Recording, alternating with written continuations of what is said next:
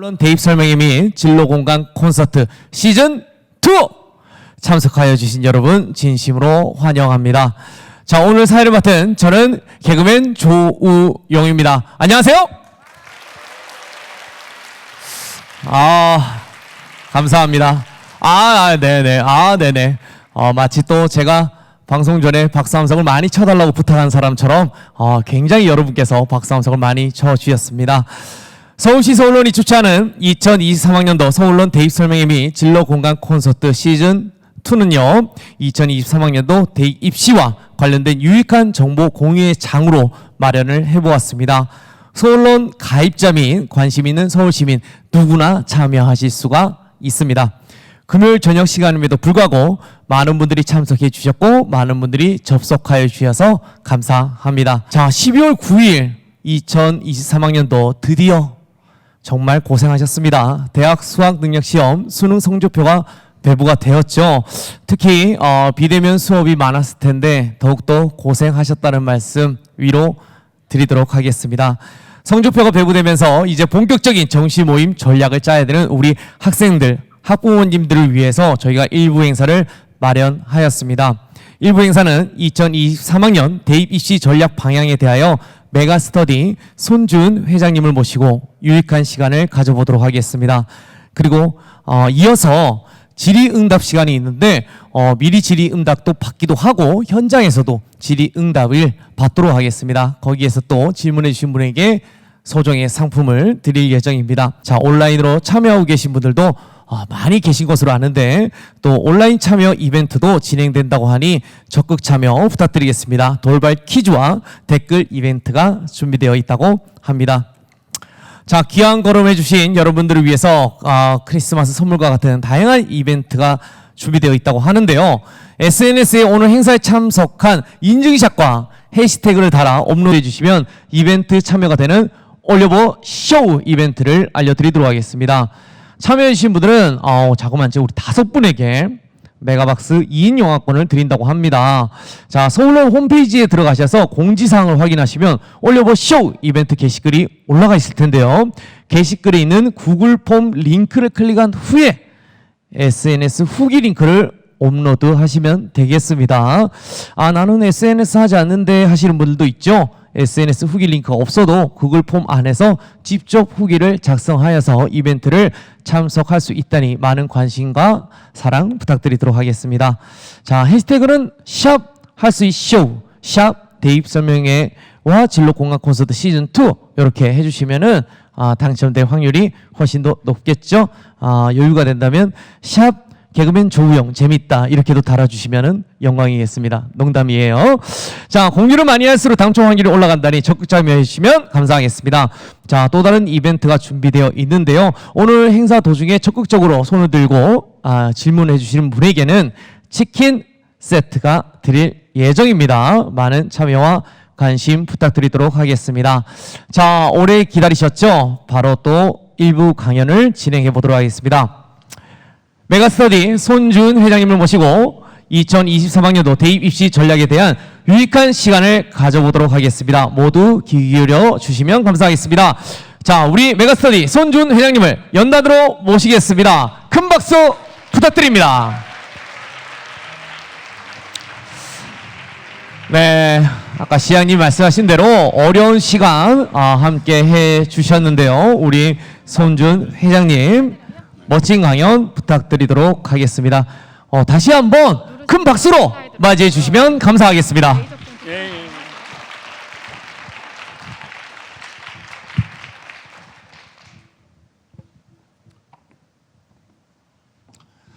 네, 인사드리겠습니다. 반갑습니다. 손조원입니다.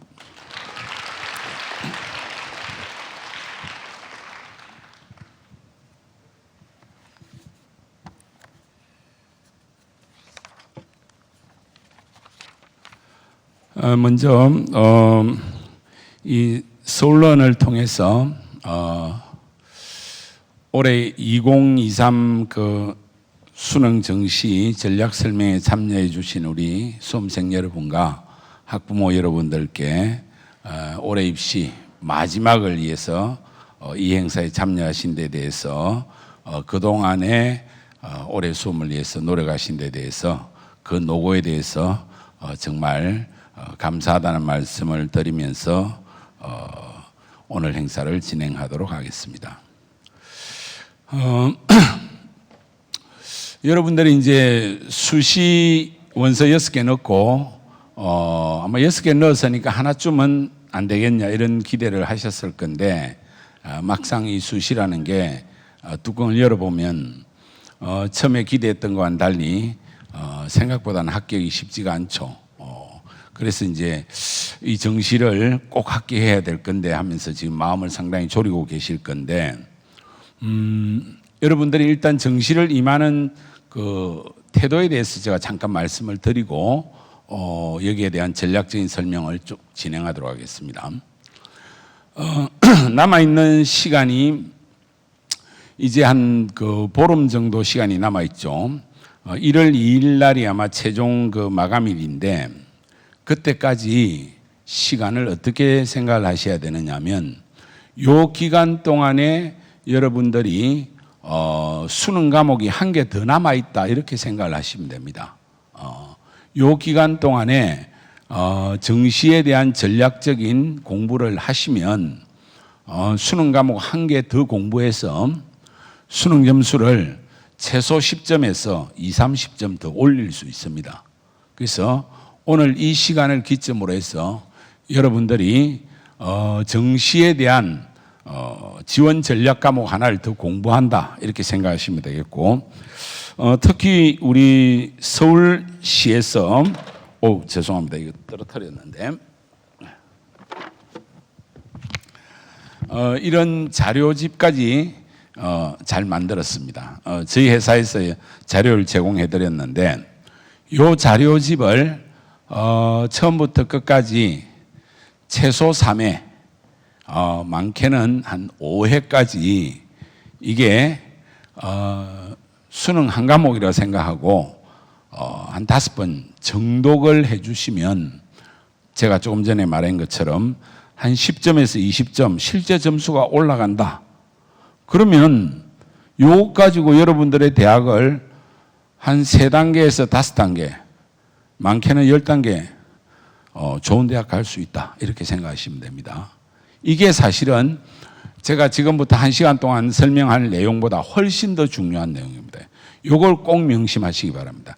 제가 학생들을 한 35년 정도 가르치고 대학 입시 지원 전략을 그동안 계속 해온 사람이거든요. 이 이야기를 35년 계속 해왔는데 이 이야기를 정말 새겨 듣는 친구는 100에 1명도 사실 잘 없습니다. 실제로는 어떻게 하느냐면 남의 도움을 많이 받으려고 해요. 실제로 컨설팅 업체들이 많이 있잖아요. 그죠?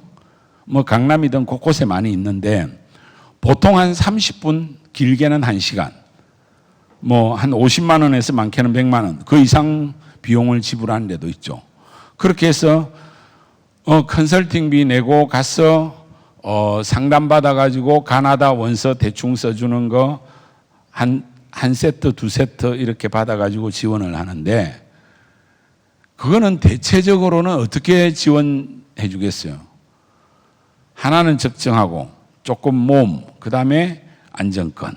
뻔한 지원을 해 주는데 그러면 비용을 내고 한 2세트 써주면 꼭 한두 개는 붙게 해 주겠죠. 대체적으로 안정 지원을 하게 한단 말입니다. 그러면 사실은 비용 들이고 좋은 결과가 나올 가능성이 별로 없어요. 그래서 그런 데에 의존하기보다는 입시는 상당히 미묘하고 복잡하기 때문에 자기가 이 자료집을 보고 열심히 공부하면 공부한 만큼의 점수가 10점, 20점 올라간다. 이걸 오늘 꼭 명심하는 것이 지금 시작하면서 드리는 이 말씀이 훨씬 더 중요하고 이게 본질이다 하는 말씀을 이해해 주시면 감사하겠다는 말씀을 드리면서 시작하도록 하겠습니다. 요게 좀, 자, 첫 번째, 자료를 보도록 하겠습니다. 자료집에 있으니까 나중에 보시고 여기 이제 화면을 보면서 시작하도록 하겠습니다. 1부, 2부, 3부 중에 3부에 있는 게 핵심이기 때문에 여기를 보도록 하겠습니다. 2023 정시 합격을 좌우하는 세 가지 전략인데, 최근에 우리나라 입시에 아주 중요한 특징이 어떤 게 있느냐 하면, 대입 트렌드가 정말 놀랍게 바뀌었어요. 자, 여러분들 최근에 나타난 특징이 뭐죠? 작년부터 강하게 나타난 특징이. 정시가 확 늘어났죠. 그죠? 특히 서울 시내 상위 15개 대학. 정시 정원이 40%로 늘어났죠. 그리고 학생 수 줄었죠. 그러면 정시 정원이 많이 늘어나고 학생 수 줄면 경쟁률이 어떻게 돼야 돼? 떨어져야 되겠죠. 또 올해도 정시가 조금 더 늘어났죠. 상위권 대학은. 그러면 경쟁률이 더 떨어져야 되겠죠. 그런데 최근 3년치를 보니까 전혀 양상이 그렇지가 않아. 어떤 양상이 나타났냐? 정시가 계속 느는데도 서울 시내 주요 대학의 경쟁률은 계속 올라가더라. 이 이야기는 무슨 말이냐면, 이제 학생들이 대학 진학의 방향이 달라졌다는 거예요. 왜 달라졌느냐? 예전에는 대학을 진학하면, 특히 명문대학을 진학하면, 그리고 졸업을 하면 직장이 쉽게 보장이 됐어. 근데 요즘은 대학을 졸업해도 좋은 직장 가기가 어려워졌잖아요. 소위 말해서 대학 졸업의 사회적 효용성이 많이 떨어졌죠. 그러다 보니까 이제 대학별로 갈 필요가 없는가 이런 생각이 있는 것이 아니라, 대학 졸업하고 나서 사회에 진출하는, 즉 대학의 사회적 효용성, 취업률이 한 10년 전에는 70%가 됐는데 지금은 60% 밑으로 떨어졌거든요. 실제로는 4년제 대학 졸업의 취업률이 실제로는 50% 밑에까지 떨어져 있어요. 그러니까 대학별로 갈 필요 없다라는 생각보다는 이제는 대학을 가려고 하면 정말 명문대 안 가면 안 되겠구나 하는 생각이 역설적으로 나타난 거예요. 그래서 대학 진학에서 어떤 현상이 나타나고 있느냐면 극단적 양극화가 나타나고 있어요. 아주 명문대를 가느냐 안 가느냐. 그렇게 해서 여러분들이 지금 잘 모르는 현상 중에 어떤 현상이 있느냐면 지방사립대. 지방사립대는 만약에 그냥 대학만 내가 가겠다 이런 생각을 가지고 있으면 그냥 지방사립대 넣으면 무조건 다 합격해요. 예를 들어서 원광대 정도는 꽤 좋은 학교거든요. 재단도 튼튼하고. 이런 학교가 최근 2, 3년 동안 정원의 30%를 못 채우고 있어요. 강원도에 있는 상지대 이런 데는 40%도 못 채우고 있어요. 앞으로 한 10년 안에 우리나라의 지방사립대, 주요 사립대 중에 한 100개 정도는 없어질 겁니다. 그럴 정도로 지금 대학은 엄청난 위기에 와 있어요. 그래서 서울의 주요 대학만 살아남는 이런 양극화 현상이 나타나면서 서울의 주요 대학만 쏠림 현상이 나타나는 그런 특징이 나타난다. 그래서 어떤 현상이 제가 잘못 넘어갔습니다. 다시 돌리겠습니다. 이런 트렌드다. 대입의 목적이 단순한 합격이 아닌 상위대학 합격으로 바뀌고 있고, 의학학 계열 선호도가 더욱 높아져 경쟁률이 꾸준히 상승하고 있다. 수험생이 줄어도 서울 및 수도권 주요 대학의 정시 지원자는 오히려 늘고 있다. 특히 2022학년도 의학학 계열 및 인서울대학의 경쟁률은 상승되는, 이게 최근의 특징이다. 이걸 이해하시면 된다. 무슨 말인지 아시겠습니까? 자, 그러면 여기 오신 학생들이 다 여기에 상위권에 공부 잘하는 학생만은 아닐 거 아닙니까? 그렇죠? 중위권 학생들도 있고 이러니까 그러면 요거를 가지고 나는 별로 해당 안 되는데 짜증나는데 이렇게만 생각하시지 말고 그러면 수도권 인근의 중위권 정도의 대학을 가려는 학생들은 조금 마음 편안하게 지원을 하면 웬만하면 붙을 수 있다 이런 여유를 가질 수도 있고 그 다음에 이런 마음도 가질 수 있는 거예요. 인서울대학 안에서도 약간 비인기 학과는 생각보다는 경쟁률이 낮을 가능성이 있어요. 최근에는 서울의 주요 대학의 인기 학과 쪽만 많이 쏠려요. 비인기 학과는 생각보다 좀 경쟁률도 낮은 경향이 있고 카트라인이 생각보다 추락하는 경향이 있어. 그러면 거기에서 의외의 합격이 일어날 수 있는 가능성이 있으니까 모험으로 내가 들어가면 내한테 기회가 오는 거고 그리고 거기에서 내가 대학 들어가서 열심히 해서 또 전과를 할 수도 있는 거고 그런 도전도 해볼 수 있는 겁니다. 무슨 말인지 아시겠습니까? 그래서 그런 상황들을 오늘 한번 답을 찾아볼 수 있는 기회를 만들어 보자. 그래서 최근의 트렌드는 상위대학 인기 학과 모집 단위 쪽으로 특징이 나타나고 있다. 여기 특징이다. 그래서 그러면 그 데이터를 한번 보여드릴게요. 그래서 22학년도 이게 이제 작년에 정원이 확 늘어난 특징이거든요. 그래서 이걸 3년치를 한번 봤어. 21학년도는 재작년엔 그렇게 정원이 많이 안 늘어났어요. 조금 늘어났을 때고 그전에는 정원이 얼마 안 됐을 때요. 그런데 2020학년도부터 의예과가 지금 6.2, 21학년도 좀 늘어났죠? 6.1. 그런데 작년 같은 경우에 7.2, 치의학과 6.4, 7.1, 6.5. 그 다음에 한의학과 12.7, 13.5. 이 정원이 늘어나도 지금 계속 이렇게 늘어나고 있잖아요. 그 다음에 최상위 9개.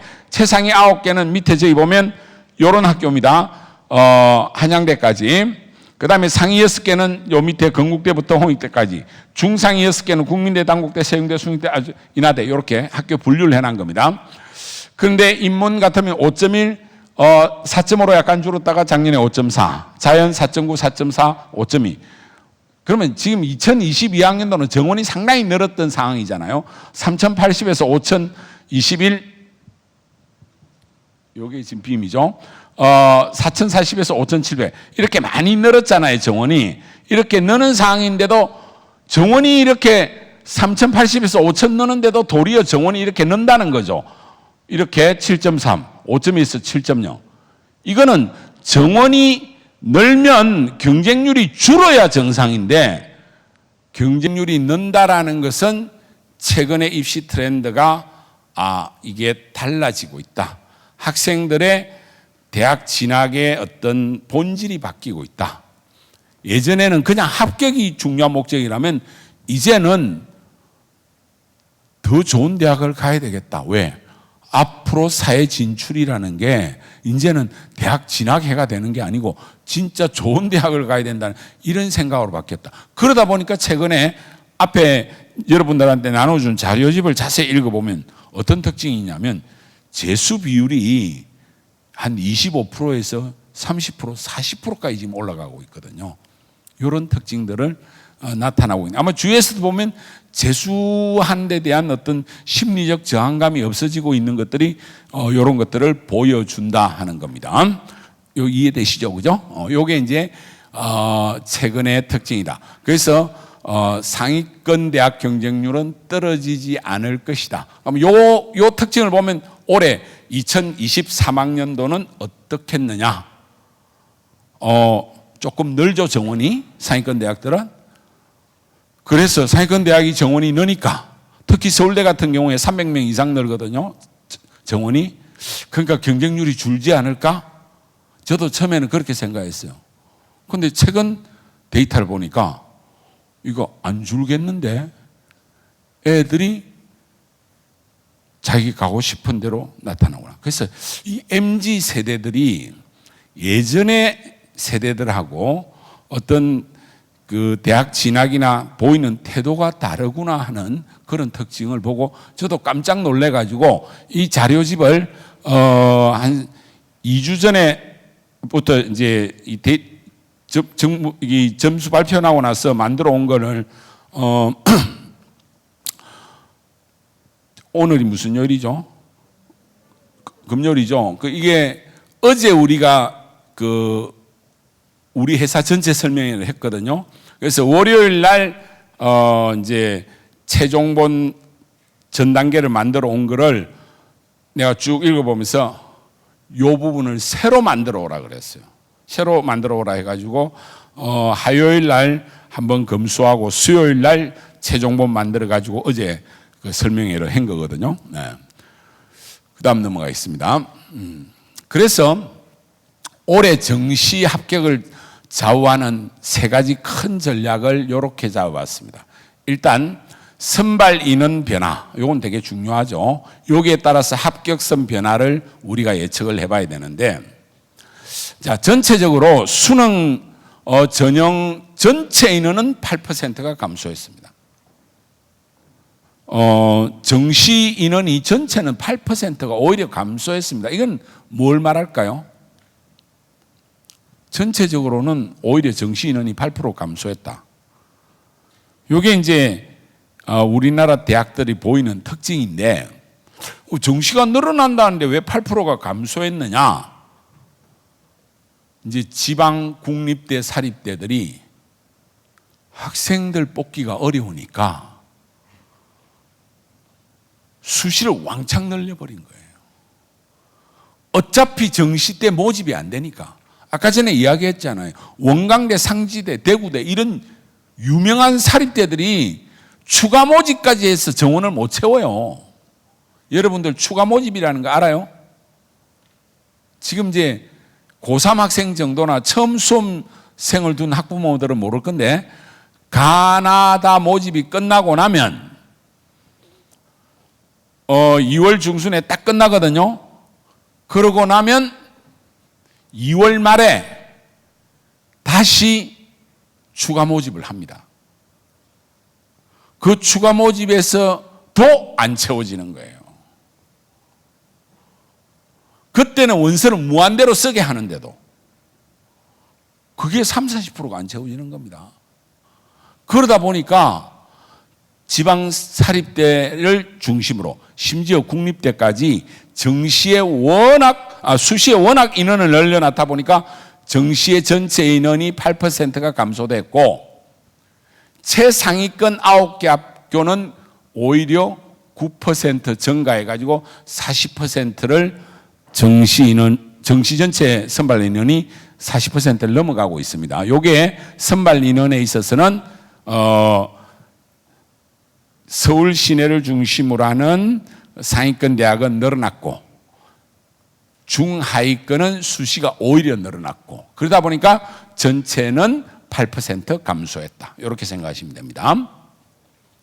그래서 아마 오늘 여기 참여하신 분 중에는 하위권 학생은 없을 거예요. 왜냐하면 하위권 학생은 수시에 이미 다 붙었어. 하위권 학생은 선생님이 쓰라는 대로 쓰면 요즘 안 떨어져요, 수시에서. 그래서 애매한 중위권이나 중상위권 애들은 좀 있어. 아니면 상위권 애들. 현재 입시가 그래요. 아시겠습니까? 하위권인데도 좀 떨어졌다 하면 수시를 정말 이상하게 썼거나 엄청나게 막 질러댔거나, 요즘 수시는 중위권 밑으로는 선생님이 쓰라는 대로 쓰면 절대로 안 떨어져요. 아시겠습니까? 그리고 정시에도 중위권에서 그 밑에는 학교에서 선생님들께서 쓰라고 하는 대로 쓰면 절대로 안 떨어집니다. 아시겠습니까? 그러니까 한 중위권 정도의 만약에 여기 학생들이 와 계시고 내가 뭐 크게 고민하기 싫다 그러면 학교 선생님하고 상의해서 원서 쓰라는 대로 쓰면 절대로 안 떨어집니다. 정말 입시가 쉬워졌어요. 입시는 상위권을 중심으로 하는 일부 학생들에게만 좀 어렵습니다. 근데 내가 애매하게 중상위권인데 그 상위권들의 놀이터에 일부 빈자리를 내가 좀 삐짓고 들어가서 성적은 좀 모자라지만은 전략적 판단과 전략적 이해와 공부를 통해서 내가 그 자리에 삐짓고 들어가고 싶다면 오늘 이 설명회를 열심히 들으시라는 겁니다. 아시겠습니까? 네. 자, 그 다음에 두 번째, 교차 지원. 이거 뭐 뉴스에도 많이 나왔죠. 이과생들이 문과를 엄청 침공한다. 그렇죠? 그래서 문과, 상위권이, 문과 특히 상위권 학과가 지금 위험하다. 내가 경영대 가고 싶은데 이과 애들이 넘어와서, 걱정된다. 걱정만 되는 게 아닙니다. 왜? 미적분 기하한 놈들이 침공을 받은 경영학과, 경제학과, 무조건 문제만 있을까요? 이과에서 넘어온 애들이 반드시 그과에 스테이 할까요? 그과 합격했지만은 원래 자기가 가고 싶은 거는 이과 컴퓨터공학과하고 동시에 붙으면 가버릴 거잖아요.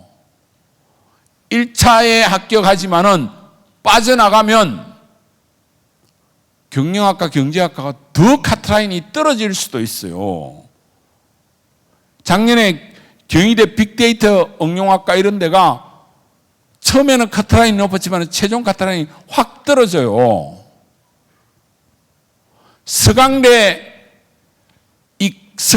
쓴 이과 쓴 애들이 문과 침공을 많이 하는 덕분에 오히려 서강대 이과 애들이 많이 빠져나가가지고 서강대 이과의 추가 합격 비율이 전년도에 비해서 2배나 많아졌어요.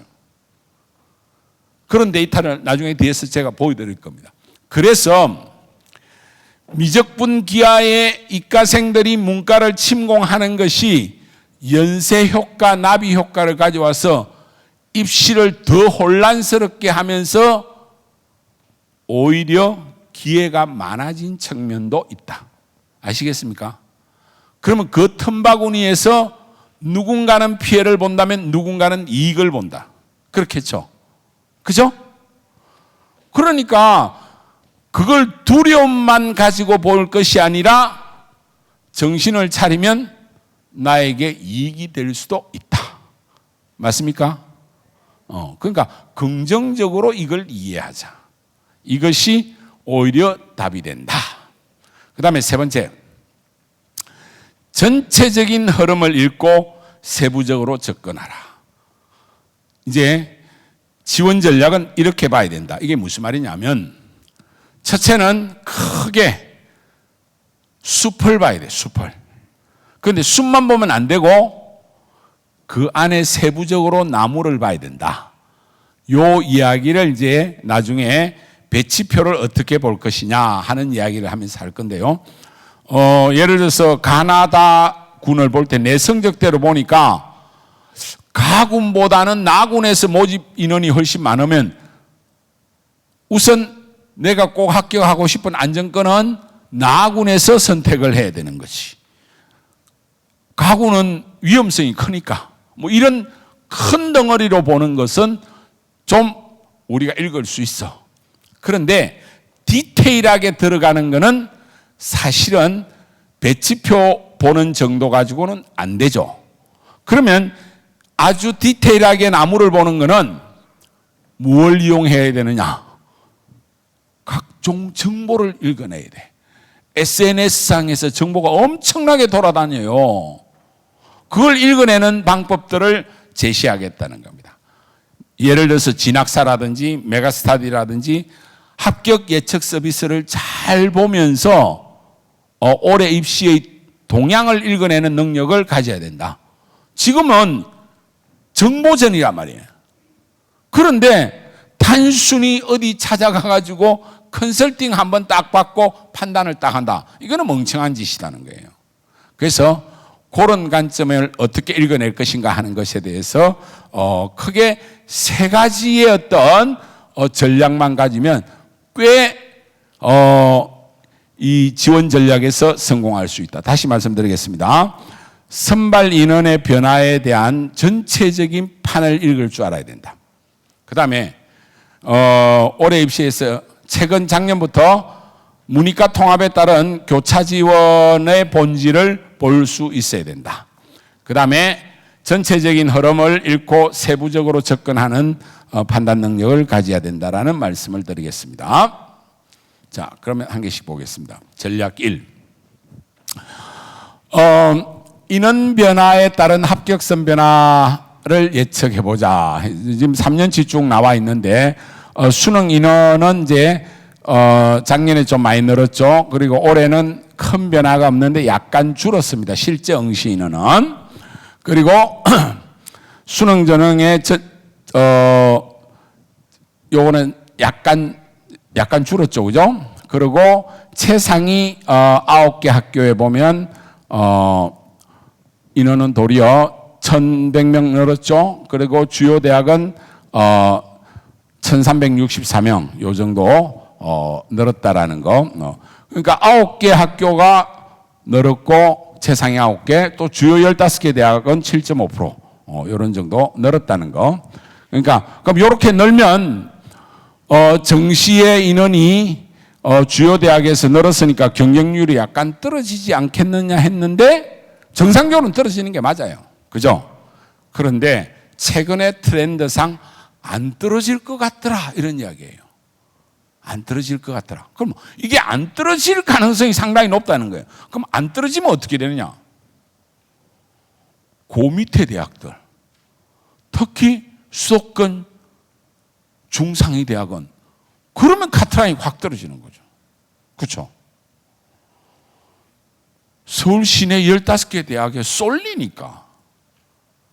그래서 좀 뒤에 제가 생각보다 예전에 비해서 서울 시내 꽤 괜찮은 대학에도 카트라인이 떨어진 사례를 하나 보여드릴게요. 자, 일단 수능 전형 선발 인원이 전체는 8% 줄었다. 요거는 지방, 국립, 특히 사립대가 수시를 많이 뽑았기 때문이고 최상위 9% 늘고 주요 대학 7.5% 늘었다.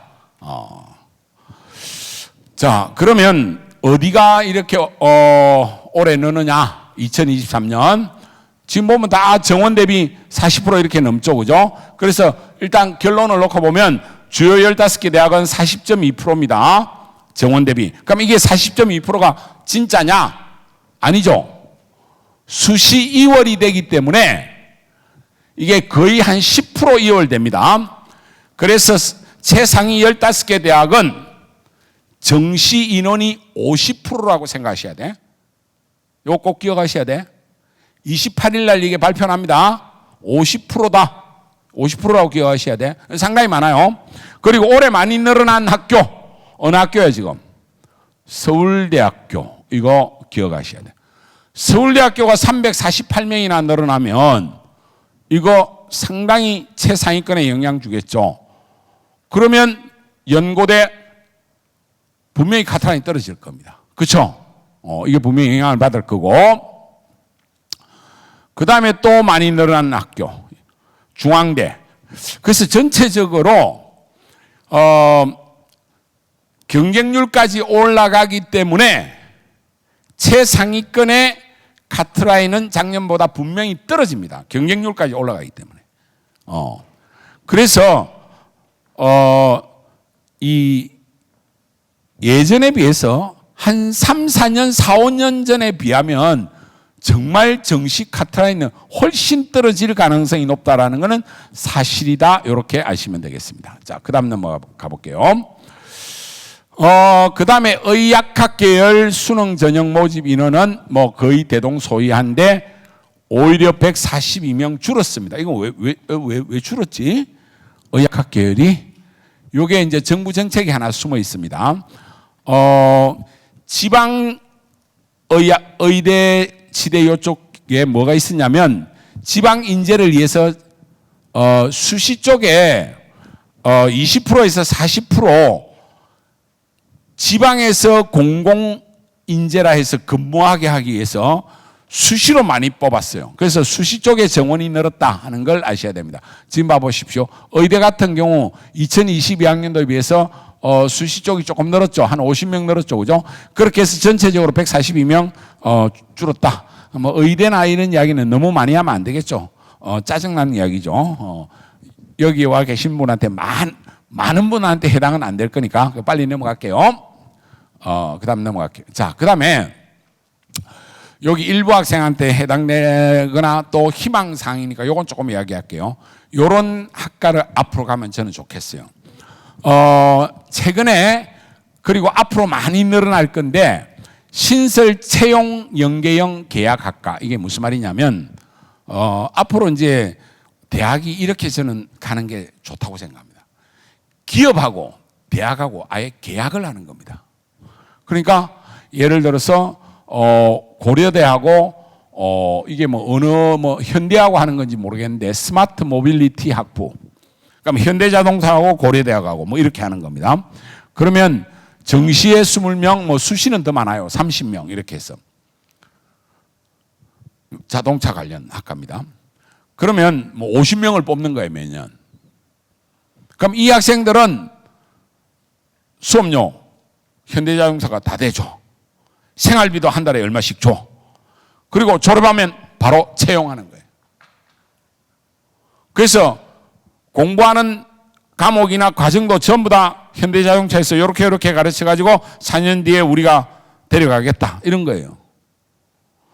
사실은 이런 식으로 교육을 시키는 것이 대학도 좋고 기업도 좋고 그렇죠. 이런 식의 지금 과정 이게 이제 학부만 있는 게 아니고 석사 박사도 요즘 많이 있습니다. 그리고 대학들도 제가 뭐 총장들이나 이렇게 같이 이야기를 해보면 이거 엄청 선호해요. 그래서 여러분들도 대학 가서 공부 열심히 해가지고 석박사 과정이나 이런 쪽으로 가면 저는 좋겠다고 생각하는데 이건 정원인데 신설 채용 연계형 계약학과. 그래서 다 명문대에 주로 있는데 뭐 카이스트 같으면 반도체 시스템 공학 이런 데는 삼성전자와 협력 및 취업 연계 입학 시 전공이 확정되는 카이스트 유일 학과고 등록금 전액 및 학업 장려금과 생활비까지 지급하는 자 그래서 요런 성적이 좋은 학생들은 이런 데 가면 정말 좋겠다. 그리고 여기 이제 제가 성적표를 하나 놨는데요. 성적표 한번 봐보세요. 제가 잠깐 물을 마실 테니까 이 학생 성적표 보고 이 학생이 어느 대학 정도 갔는지 한번 맞춰보세요. 여기도 뭐 상품을 하나 걸면 좋겠는데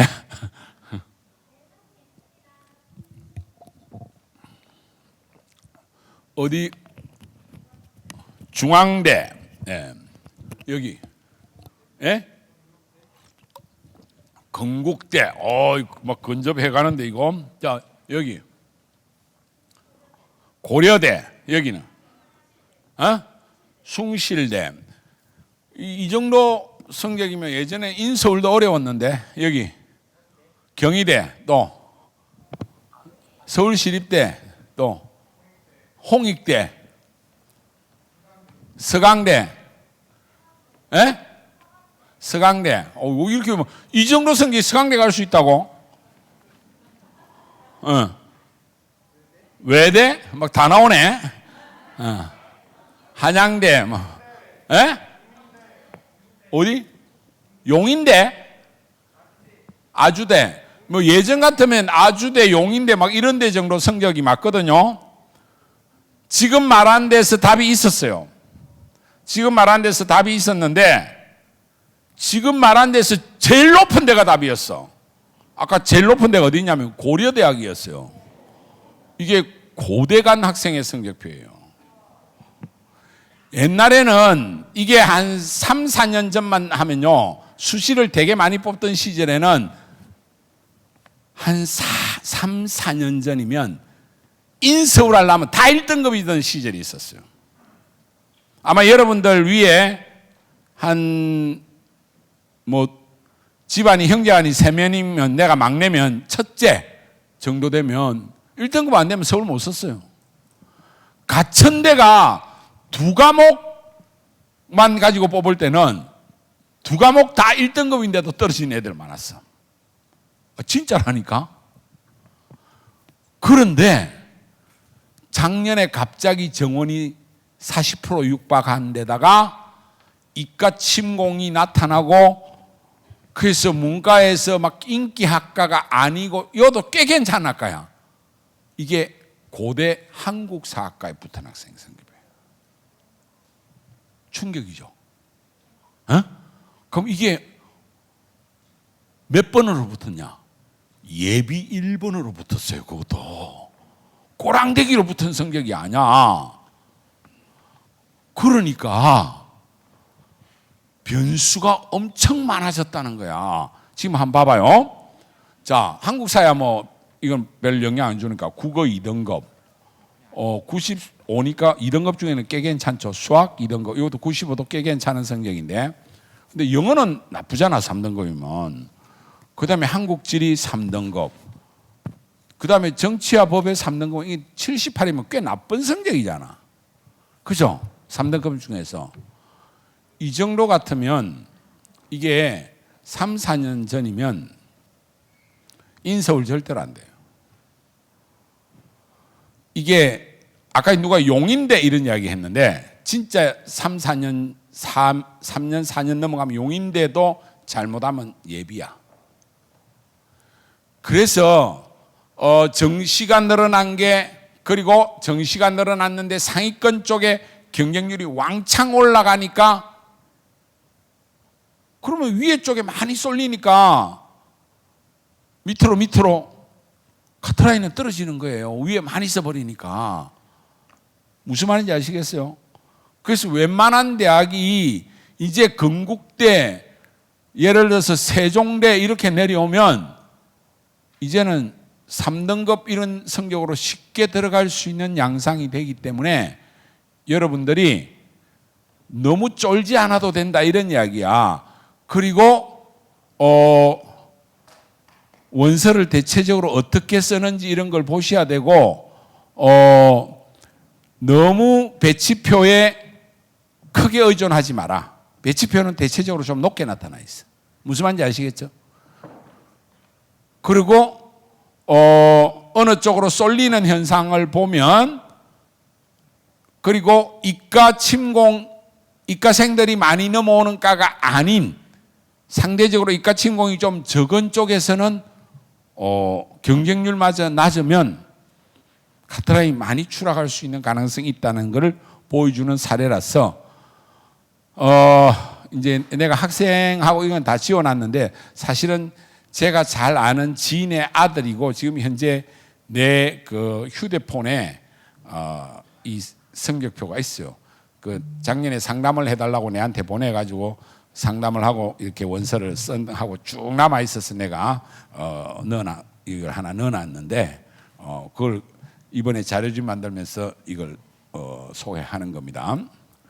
자, 넘어가겠습니다. 그래서 상위권 대학 정시학대로 합격선이 상위권 대학 정시학대 당연히 합격선 하락할 수 있죠. 작년이 그 전년도에 비해서 이렇게 당연히 이런 정도로 하락하더라. 그런데 자연계는 수학이 당연히 올라갔겠죠. 문이과 통합됐으니까 이과생들이 문과 애들 누르고 그건 올라가는 건 당연하고, 탐구는 상대적으로 덜 떨어진 거는 자연계가 숫자가 많이 늘어났기 때문이다 하는 거 여러분들 생각해 보시면 알 거고요. 그래서 그 준 정도가 100분위가 이 정도 줄었다 하는 것들을 요 자료집에서 여러분들이 자세히 보면서 2021에 비해서 2022가 이 정도 줄었구나 하는 것을 참조를 해 주시면 되겠습니다. 그 다음에 실제로 그러면 이제 주요 대학별로 이걸 정리해 놓은 겁니다. 그래서 내가 여기 고대 같은 경우에 작년에 실제로 보면 2022가 실제로 국어가 한국사학과요 있잖아. 많이 떨어졌잖아요. 이 학교가. 92 정도밖에 안 됐구나. 수학은 95. 아까 그 친구가 국어는 좀 더 높았잖아. 그럼 탐구는 88.95. 탐구가 아까 그게 78도 있고 85도 있었는데, 그죠? 그러니까 이과가 어디 갔죠? 내가 잘못. 이과가 이건 합격자 70%의 평균이니까 상당히 생각보다 많이 낮잖아요. 이렇게까지 정원이 늘면 추락할 수 있구나. 이게 한 3, 4년 전만 되면요, 이거 뭐 전부 한 96, 97 막 이러던 가예요. 이렇게 정시 인원이 늘어나면 이렇게 줄 수 있다 하는 것을 여러분들이 아시고, 예전의 기준을 가지고 간혹 일선 학교에서 입시 지도 경험이 좀 많이 없으신 선생님, 또 예전에 몇 년 전에 고3 경험했던 선생님들은 그 경험을 가지고 지나치게 높은 기준으로 가지고 원서를 무조건 안 된다 이러는 분들이 간혹 있을 수 있어요. 지금은 생각보다 정시 인원이 많이 늘어나고, 또 학생들이 상당히 이제는 소신 지원의 경향이 좀 높아졌기 때문에 생각보다 실제 카트라인은 떨어지는 경향이 많이 있다. 이 점을 꼭 이해하셔야 됩니다. 네. 자, 그래서 나머지 대학들은 여러분들이 한 대학만 제가 예를 들었고 주요 대학들이 다 있으니까 자료집을 가지고 이해하시면 되겠습니다. 이걸 다 설명할 수는 없습니다. 네. 이제 예를 들면 이 표를 이제 이해하시면 됩니다. 이 표를 가장 좀 신경 써서 보시면 되는데, 자, 요게 이제 2022에 요게 뭐냐면 인원입니다. 인원. 요게 이제 12,000등까지 이렇게 있어. 그럼 예를 들어서 작년도에 한 6,000등 정도 했다. 그건 앞에 자료집 보면 자기 성적을 가지고 보면 내가 석차가 현재 몇 등쯤 나온다는 거는 요 책자를 잘 보면 자기 성적표를 보면 100분위 가지고 찾을 수 있습니다. 그럼 내가 현재 만약에 6,000등 정도다. 그럼 작년 6,000등 정도면 시립대 정도를 갈 수 있어. 작년도 같으면. 근데 올해 같으면 건국대 정도 갈 수 있는데 올해는 그보다 약간 앞에 시립대를 간다 이런 이야기예요. 그러니까 예를 들면 이런 겁니다. 작년도에 요 선에 내가 물렸다. 그러면 외대 근처에 있는 학생이죠. 그러면 올해는 그보다 좀 앞에 경희대나 중대 갈 수 있다 이런 이야기. 요 그림이 뭘 말하는지 아시겠죠? 그러니까 작년도 요 정도 선에 걸린 학생은 요 석차에 걸린 학생은 작년도는 요 대학을 가는데 올해는 요거보다 앞에 간다는 이야기. 예를 들어서 작년도에 국민대 정도 요 선의 라인에 한 8,000등, 그럼 올해는 그거보다 앞에 홍대, 동국대에 간다 이런 이야기. 그러니까 작년도에 비해서 전체적으로 정시 인원이 늘었다는 거예요. 그리고 학생들의 추이를 보니까 경쟁률도 늘어날 것 같아. 그래서 최근의 경향을 보면 실질적으로는 요것보다 더 당겨질 가능성이 있어. 예를 들어서 한 중대 2대 정도 갈 애들이 경우에 따라서는 성대 이 정도까지도 갈 가능성이 있어요. 왜? 학생들이 계속 상위권 쪽으로 더 강하게 지를 가능성이 경향상 있어 보이기 때문에. 그거는 그래서 이제 여기 우리 직원이 한 명 따라와 있는데 제가 오면서 이제 자료집 만드는 거 끝나지 않았냐? 이제 오늘 딱 처음에 한 명 오라 그러니까 바쁘다 그러더라고. 너 일 다 했는데 뭐가 바빠 그러니까 아직도 자료집 하나 더 만들 게 있다 그러더라고. 그 뭘 만드는데 하니까 12월 이제 그 마지막 원서 넣기 직전에 각 학원들을 설명회를 하는데 이제 그 마지막 원서 1월 2일 날 마지막 원서를 접수하잖아요. 그 직전에 학생들이 원서를 어느 정도 넣은 상황에서 추이를 분석해서 그걸 가지고 올해 지원의 동향이 어떻게 움직일 거라는 걸 보여주는 그 아주 따끈따끈한 자료를 가지고 설명회 하는 걸 자료를 만들 거라고 그러더라고요. 그건 상당히 의미 있겠네. 제가 이런 이야기를 했는데 실질적으로 마감일 하루나 이틀 전에 학생들의 동향을 보면 올해도 학생들이 상향 지원을 하는지 아니면 하향 지원을 하는지 하는 게 보이거든요. 상위권 대학으로 쏠리는지 안 쏠리는지. 실제로 작년에는 제가 그 홍진경의 찐천재에서 대학 잘 가는 법을 사실 그 마지막에 얼마 안 남기고 찍었는데, 그때 제가 어떤 이야기를 했냐면, 아무래도 작년에 수능이 어려웠단 말입니다. 그래서 그때 무슨 이야기를 했냐면 마그마 수능이다 이런 말을 했어요. 그래서 전통적으로 수능이 어려우면 안전 하향 지원을 하거든요. 그래서 마그마 수능이니까 안전 하향 지원할 거라고 제가 이야기를 했어요, 사실. 올해도 그게 다시 막 찐천재 그게 막 돌아다니더라고, 유튜브에. 그 내가 되게 요즘 좀 쪽팔려요. 요즘 애들 성향이 완전히 다른 거야, 이게 애들이. 불수능을 넘어서서 마그마 수능이 돼서 안전 하향 지원할 거라고 저는 정상적으로 예상을 했는데, 요 MZ 세대들이 얘들이 간이 배 밖에 나와가지고 무슨 마그마 하고 막 질러본 거예요. 얘들이 다르구나. 제가 요즘 그렇게 느껴요. 그래서 오늘 지금 설명회 시작하면서 제일 앞에다가 요즘 애들 다르다, 주요 대학에 인기학과 중심으로 때린다, 이렇게 지금 앞에다 제가 깐 거예요. 양상이 달라졌다는 거예요. 그죠? 그걸 그래서 마지막까지 잘 봐야 된다. 그리고 실제로 매년 그러니까 어떻게 된다?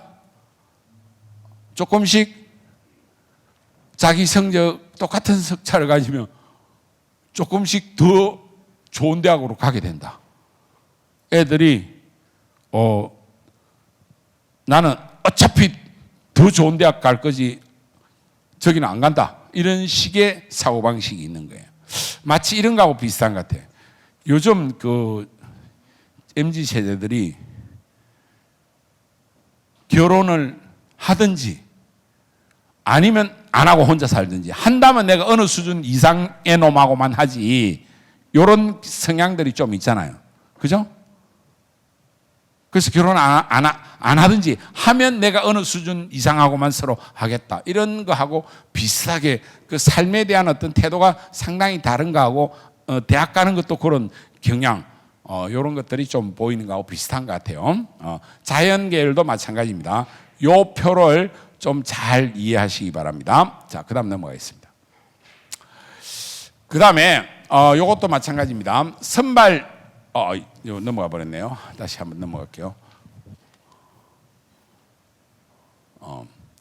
선발 인원 증가에 따라서 추가 합격 인원도, 당연히 선발 인원이 늘어나니까 추가 합격 인원도 늘어나겠죠. 그거는 인원이 많아지면 추가 합격이 늘어나는 것은 당연하다. 그래서 이제 뭐 중앙대 같은 경우 모집 인원이 229명이 늘어나니까 추가 합격이 574명이 늘어나고, 성대 같은 경우에 308명이니까 164명이 늘어나. 이제 중대 같은 경우가 제일 또 추합이 많이 일어난 이유는 이 다군이 원래 추합이 많은데 중앙대가 다군에다가 이런 깔을 많이 깔아놨고 다군에서 좀 독점을 많이 해서 이렇게 일어난 겁니다. 그 다음 넘어가겠습니다. 그 다음에 이제 두 번째, 이 교차 지원에 대해서 이제 뉴스에도 많이 나오고 이과 침공이다, 문과 애들이 박살난다, 뭐 이런 이야기인데 실제로 그렇지가 않다. 이거는 우리가 역이용하고 여기에 정신을 바짝 차리면 오히려 기회다 생각을 역으로 생각하고 넉넉한 마음으로 대응하면 오히려 좋은 기회가 된다. 그래서 요 경희대의 사례는 실제 데이터입니다. 왜냐하면 대학들이 잘 협조를 안 해주는데 저희 메가스터디에 경희대 입시처하고 협력 관계가 돼서 경희대가 실제 자료를 준 겁니다. 이거는 실제 자료이기 때문에 경희대 2022 정시 인문사회계열 최종 등록자 수학 선택 과목 응시 비율을 보면 인문사회계열의 합격 최종 등록자입니다. 최종 등록자 중에 미적분 기하, 그러니까 이과 공부하는 애들이죠. 걔들이 10명 중에 6명이고, 문과는, 근데 인문사회는 문과 애들이잖아요. 10명 중에 6명이 오히려 이과고 4명이 순수 문과라는 거예요. 그리고 인문계열 쪽은 5명, 이거 뭐 거의 5명 조금 더 되죠. 이거는 52%, 48%. 사회계열 이제 사회 뭐 경제나 뭐 사회학과나 이런 쪽은 오히려 여기는 65%, 여기는 35%다. 그 이유는 인문은 수학을 25% 반영했고 사회과학 대학은 35% 반영했기 때문이다. 그러니까 수학 반영 비율이 높으니까 이과생들이 더 많이 넘어왔다. 그리고 경희대학이 우리나라 또 대학 중에 복수 전공이나 전과가 제일 쉬운 대학이라서 그래요.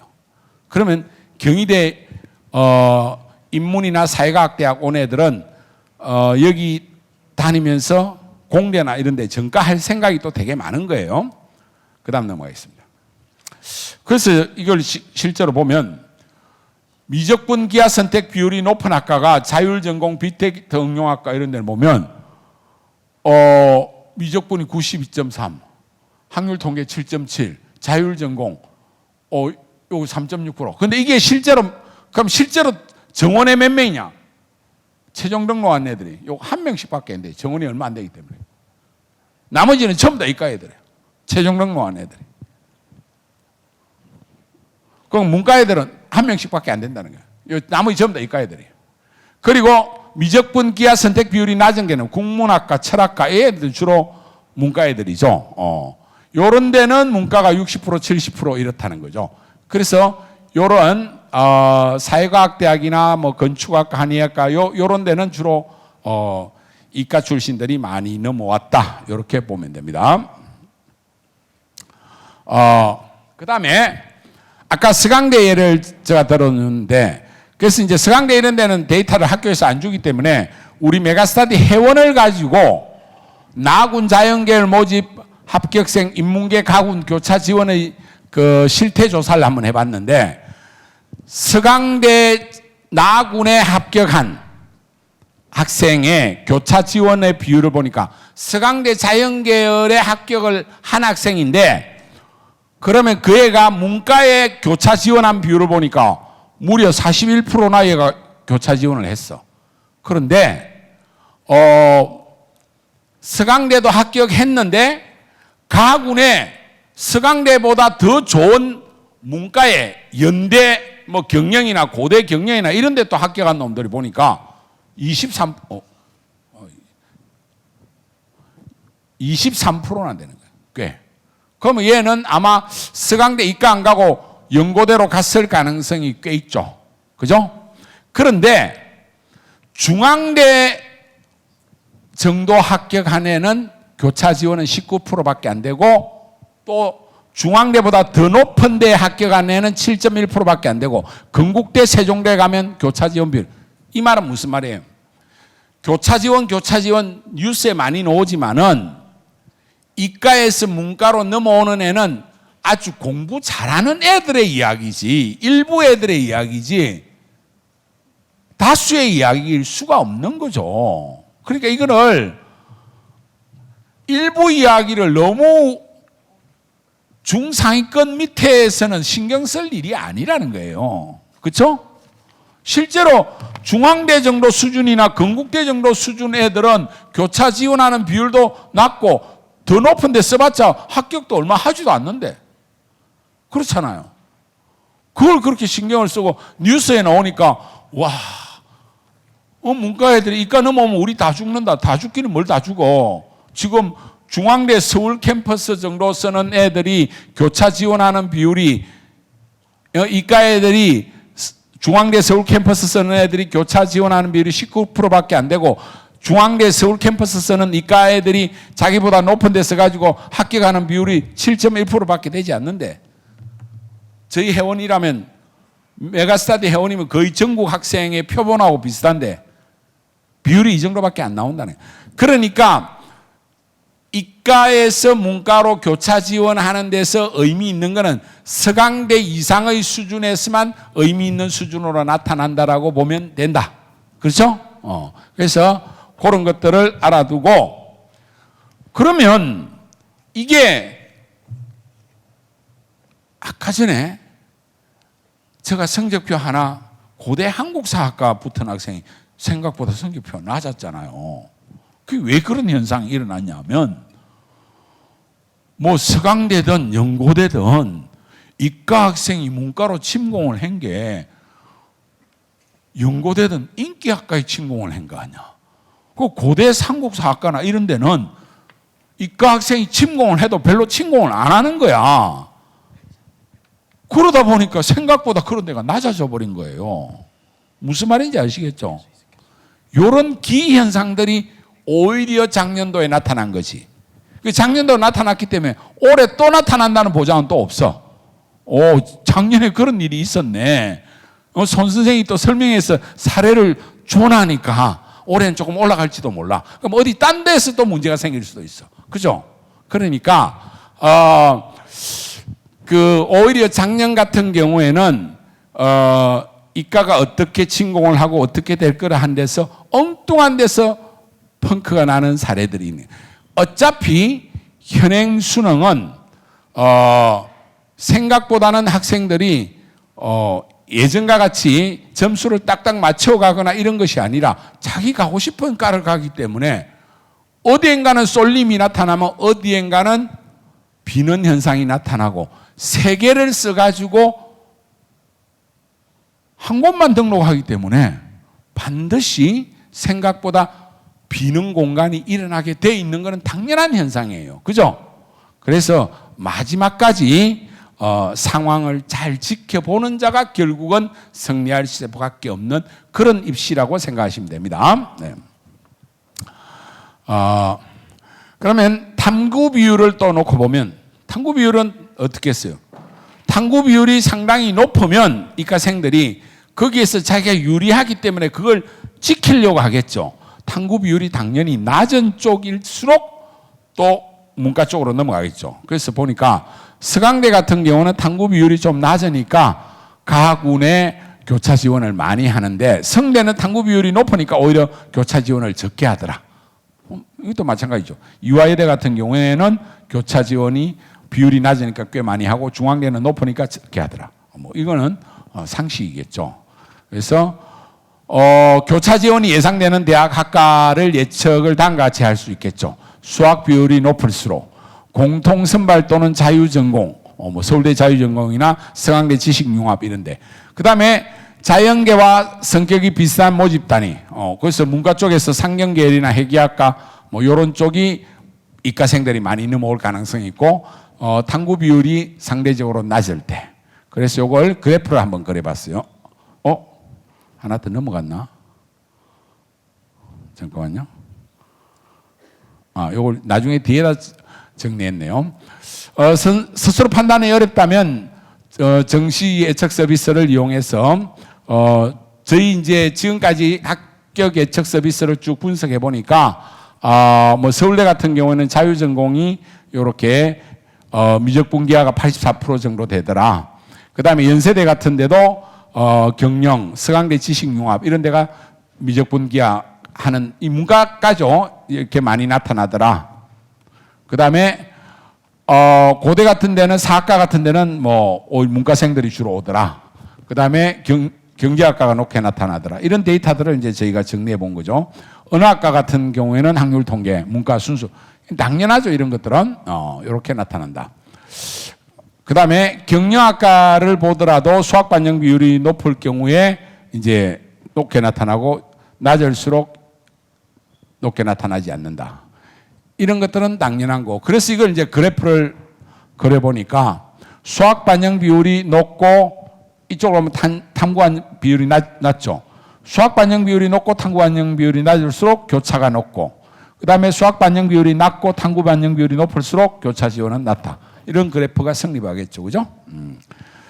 이런 것들이 가능한 이야기다. 요거는 지금 이제 그런 것들을 정리해 놓은 겁니다. 대학별로.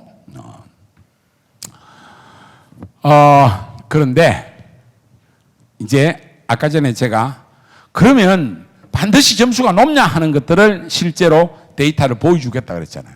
아까 전에 요 이야기 했죠. 경희대 빅데이터 응용학과 13명 모집에 실제 카트라인 별로 안 높더라는 거예요. 국수탄 100분위가 88, 사학과도 88이야. 이게 최종 카트라인이 아니에요. 합격자 평균이 88이에요. 최종 카트라인은 여기가 더 높았어. 왜?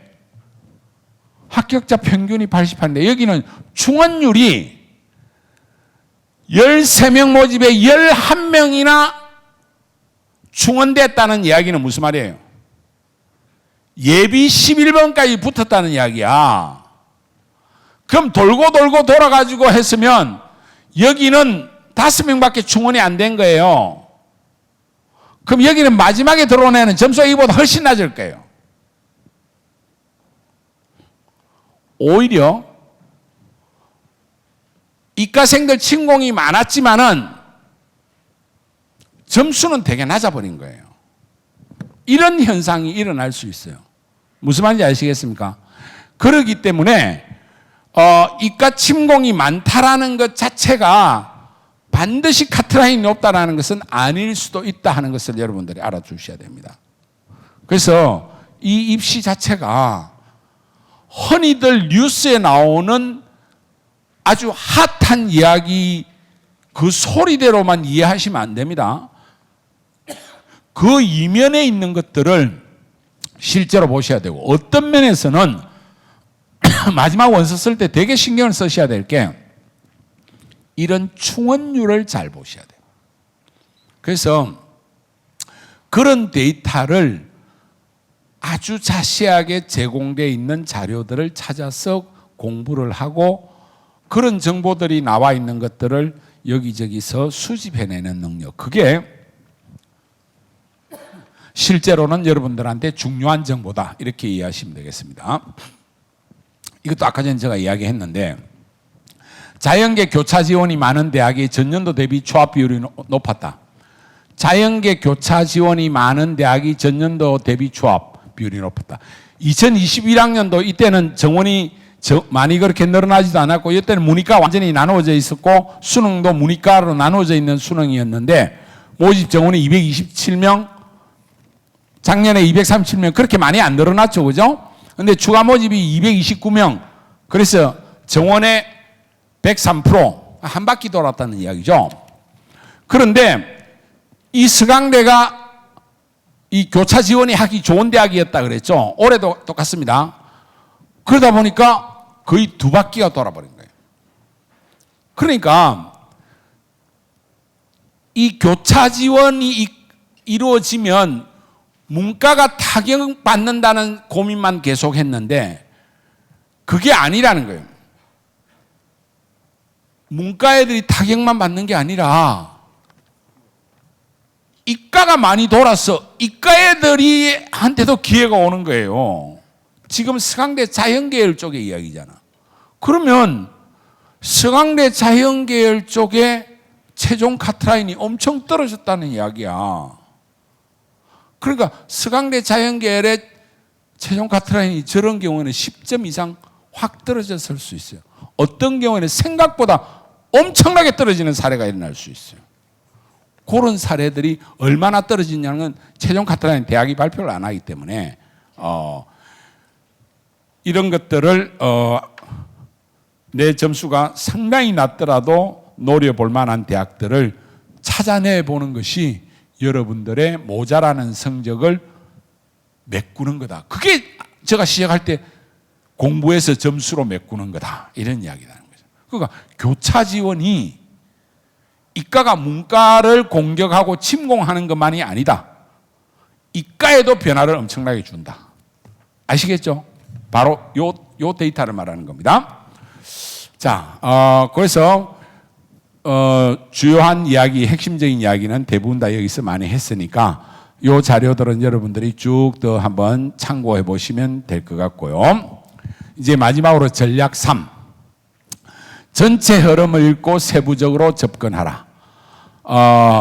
숫보기 배치표 참고는 군별 선발 인원을 크게 체크하는 능력이 있어야 되고 경쟁률 추가 합격 가능성을 체크하고 교차 지원 흐름, 이 크게 세 가지를 할 줄 알아야 되고요.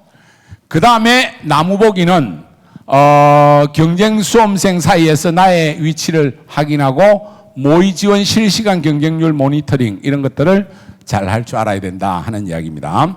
자, 넘어가 볼게요. 자, 예를 하나 들어볼게요. 이게 이제 저희 회사에서 만든 배치표입니다. 일단 내 성적대가 요 정도 성적대다 하면 경희대나 외대권 아니면 시립대, 이화여대, 중앙대 요 비슷한 성적대죠. 그러면 일단 배치표상에서 나타난 거 보니까 여기가 훨씬 인원이 많잖아요. 그러면 내가 합격을 노린다면 나군에서 찾는 게 당연한 거지. 일단 배치표를 놓고 보면. 그런데 여기에서 막 열심히 찾는 거는 좀 위험한 짓이다. 이런 이야기예요. 쉽게 말하면. 그래서 밑에 이렇게 설명해 놨잖아요.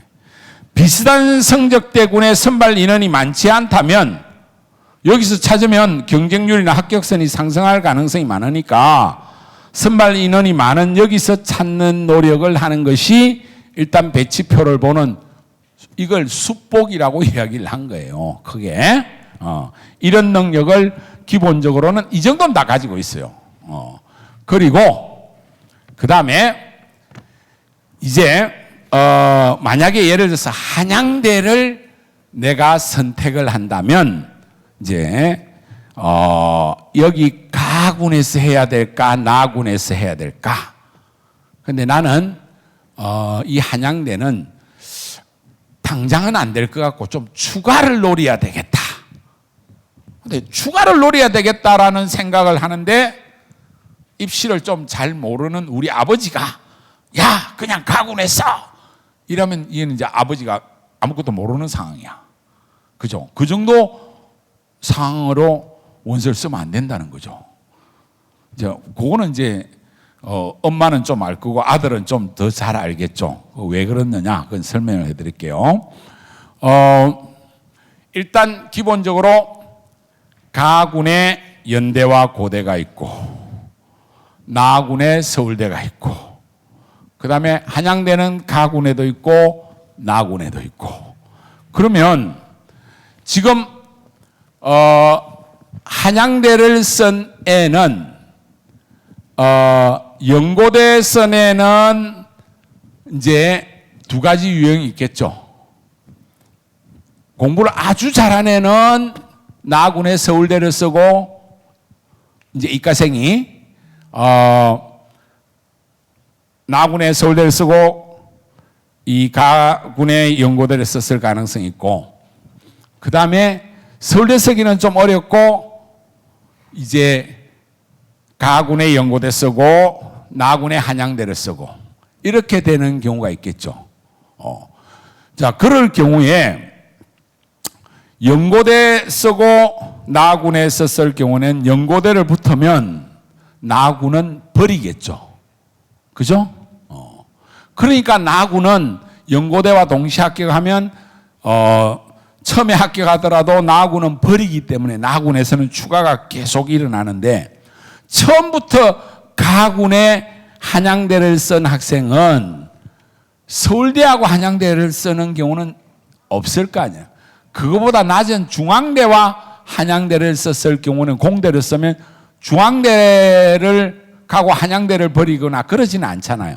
그래서 가군의 한양대는 끝까지 스테이할 가능성이 높단 말입니다. 그래서 이 충원율을 보면 한양대 자원환경공학과는 경쟁률이 5.9대인데 추가가 61.5%밖에 안 되는데 미래자동차공학과는 7.8대 1인데 427.3% 4바퀴 이상 돈다는 거죠. 그래서 이럴 경우 이제 추가를 노릴 경우는 당연히 나를 쓰는 것이 일반적이다 하는 것 정도는 알고 있어야 된다 하는 이런 정도 큰 정도는 아마 여기 오신 분들이 알 건데 혹시 이런 정도도 모른다면 이런 기본기 정도의 공부는 하고 가야 된다. 그래서 이제 이걸 수복이라고 제가 설명을 한 겁니다. 배치표를 자세히 보면서 그 정도는 알고 가야 된다. 이 정도도 모르고 원서를 쓰려고 하면 진짜 말이 안 된다는 겁니다. 이 정도는 아셔야 되고 그 다음에 이제 요거는 뭐 교차 지원에 대해서는 아까 앞에서 많이 이야기했으니까 넘어가겠습니다. 그 다음에 나무보기 이거 어디 갔지? 왜 안 뜨지?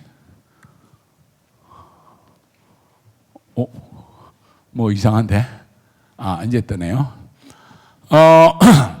요거는 메가스터디 합격 예측 서비스인데 이게 뭐 진학도 이런 게 있고 여러 입시 업체들이 있습니다. 여러분들이 이제 무료도 있고 유료도 있는데 들어가서 이런 서비스를 이용하면 합격 예상 지수라든지 이런 것들이 쫙 나옵니다. 전체 모의 지원자 256명 중 실제 지원이 예상되는 130명 기준의 합격 예측 리포트가 쫙 나옵니다. 그래서 소신 추합 가능성 이렇게 해서 추합 가능권 현재 내성적으로는 아주 자세한 리포트를 내줍니다. 그래서 나무복입니다.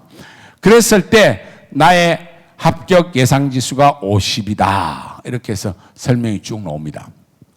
이런 것들을 수시로 해볼 필요가 있다는 겁니다. 요즘은 이런 서비스들이 엄청 잘 되어 있거든요. 메가스터디에서도 해보고 진학에서도 해보고 비교를 해보시라. 이게 그렇게 큰 돈 드는 게 아니에요. 아시겠습니까? 이런 정보를 최대한 이용하면서 해보니까 짜증만 나더라. 아니죠. 계속 해보면서 비교 분석을 해보면 흐름을 읽어낼 수가 있더라 하는 겁니다. 흐름을 읽어낼 수가 있고 그 다음에 이제 이런 능력을 마지막으로 가지면 됩니다.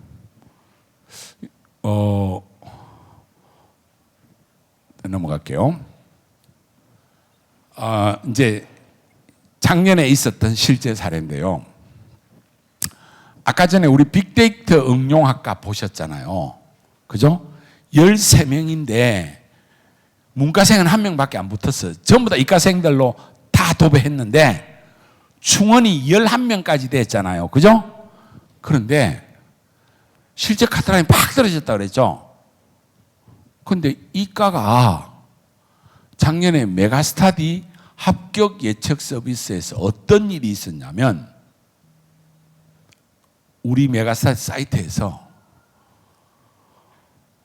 합격 예측 서비스 경쟁률 1위 한 과예요. 1위 한 과.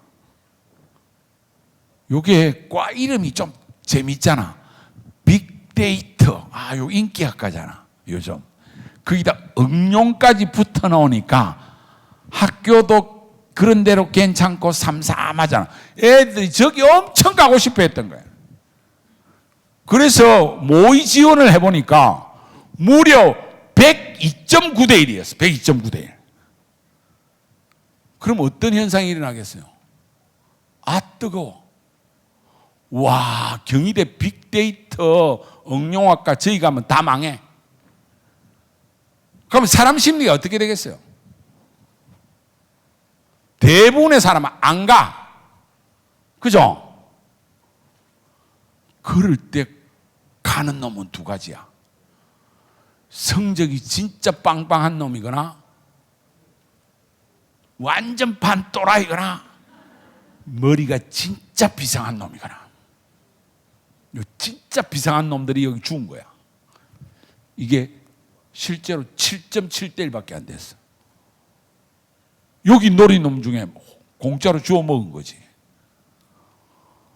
11명이 추가 합격했다는 거는 진짜 성적이 좋은 놈들이 여기 넣은 거지. 그래도 그죠? 이과생들 중에 걔들은 경희대 빅데이터 응용학과보다 훨씬 좋은 데부터가 다 빠져나간 거예요. 실제로. 야, 메가스터디에서 저 100대 1 넘더라. 저기는 그래도 나는 붙어. 그 경희대보다 훨씬 더 좋은 다른 서강대라든지 한양대라든지 훨씬 좋은 대학에 더 좋은 과에 붙어서 가버리고 여기는 추가로 애들이 갔으니까 그 중에 성적이 되게 낮은 애가 이제 붙은 거죠. 그놈들이 요걸 역이용한 거예요. 이렇게 높게 나타나는 경우는 실제로는 경쟁률이 이렇게 대체적으로 추락합니다. 그래서 합격 예측 서비스나 이런 중에서 의외성이 확 나타나는 과들 있죠. 그건 노리고 있어야 돼. 노리고. 무슨 말인지 아시겠습니까? 그런 것들을 좀 활용하시라는 말씀을 꼭 드리고 싶고요. 그 다음에 이제 전형방법이 변형된 대학인데 가천대가 최근 거의 한 7, 8년 전부터 계속 특이하게 했는데 가천대가 이제 일반형으로 바꿔버렸기 때문에 가천대가 전혀 어떤 변수가 없습니다. 그래서 가천대는 그러기 때문에 카트라인이 상당히 떨어질 겁니다. 오히려 예전에 비해서 가천대는 떨어질 거다 이렇게 이해하시면 됩니다. 그러면 올해 좀 올라갈 대학이 어디냐면 36대입니다. 36대. 얘들이 4개 영역을 40%, 30%, 20%, 10% 이렇게 특이하게 반영하기 때문에 올라갈 가능성이 있다. 또 올라갈 가능성이 있는 대학이 서울여대다. 서울여대가 3개 대학을 3개 영역을만 4개 영역 중에서 자기가 3개 영역 골라가 33.3% 반영한다. 이렇게 올라갈 가능성이 있다. 숭실대학은 자이언 1 말고 자이언 2에서는 이렇게 가산점을 주는 형태다. 이런 건 여러분 찾아서 보십시오. 이렇게 특이하게 반영하는 대학들은 올라간다. 그리고 가산점의 변화가 있는 대학들이 이런 대학들이 있다. 이런 특이한 영역들이 분명히 카트라인이 올라가는데 카트라인은 올라가지만은 특이하기 때문에 애들이 지원 안 합니다. 경쟁률이 떨어집니다. 그래서 도리어 경쟁률이 떨어져서 역설적으로 경우에 따라서는 카트라인이 더 떨어지는 경우도 있다. 그런 것들을 활용하시라는 이야기입니다. 이제 마지막으로 저는 이걸 매년 가장 강조해 왔는데 이제 올해부터는 제가 좀 강조를 덜 합니다. 사실 원서를 잘 쓰려면 원칙을 지켜야 되는데 요즘 애들은 MZ세대들은 옛날만큼 원칙을 안 지켜. 내 하고 싶은 대로 하는 거야. 이 개성이 뚜렷해가지고 그래서 제가 이걸 좀 옛날만큼 말을 못 하겠는데 그러더라도 내가 성적에 맞춰 갈 것인지 내가 가고 싶은 적성에 따라 갈 건지 이건 딱 정해야 됩니다. 달리 말하면 대학 이름만 보고 갈 건지 학과를 보고 갈 건지. 근데 이것도 꼭 요거 2개 중에 하나를 양자택일을 할 필요는 없어. 왜? 가나다 3개 쓰니까 2개는 성적에 맞췄어. 대학 이름 보고. 1개는 적성. 아니면 1개는 대학, 2개는 적성. 이렇게 유연성을 가지고 해도 됩니다. 아시겠습니까? 그래서 그런 그걸 유연하게 판단하시면 된다. 그 다음에 꼭 일성일무일패는 할 필요는 없죠. 그러니까 소위 말하는 소신이냐, 안정이냐, 적정이냐. 그러니까 일성 이거는 아주 안정, 그죠? 그 다음에 적정, 무, 패는 소신 이런데 내가 이번에 시험을 너무너무 잘 봤다. 그날따라 막 그분이 왕창 오셨다. 그러면 3개 다 안전하게 써야지. 아니면 1개만 좀 적정 쓰고. 그죠? 근데 내가 삼수생이다. 그러면 3개 다 안정이거나 1개만 적정하고 2개는 안정 이렇게 쓰셔야죠. 근데 이번에 만점자 3명 중에 1명이 오수생이라는 말이 있더라고. 이야, 요즘 진짜 특이한 애들이 많아요. 그런데 하여튼 어떻게 하든 자기가 뭐 이성일무를 하든 일성일무일패를 하든 이건 정하셔야 돼. 하여튼 그건 집안에서 아시겠습니까? 그리고 일성일무일패를 했다고 하면 이것도 정하십시오. 일성은 내가 결정한다. 일무는 우리 어머니가 결정한다. 일패는 소신은 내가 해야 되나? 소신은 내가 하고 일무는 엄마가 하고 그 다음에 일성은 뭐 아빠가 한다든지 이렇게 그 결정을 하는 사람이 누군지도 해야 돼. 이걸 가지고 나중에 혼란이 일어나 가지고 입시가 뒤집어지는 경우를 예전에 제가 많이 봤어요. 그래서 성무폐제를 어떻게 할 건지에 대해서도 정확하게 정하고 거기에 대한 최종 의사결정권자까지 미리 정해놓고 심지어 원서를 넣을 때 저는 가능한 날 마지막 날 넣으라고 합니다. 그리고 마지막 날 마감 시간이 오후 5시면 예를 들어서 소신 지원은 마지막까지 오후 4시나 4시 반. 그죠? 이렇게 원서 넣는 시간까지도 정해놓고 딱 그 시간에 가감하게 딱 던져야 된다. 이런 모든 것까지 디테일하게 자,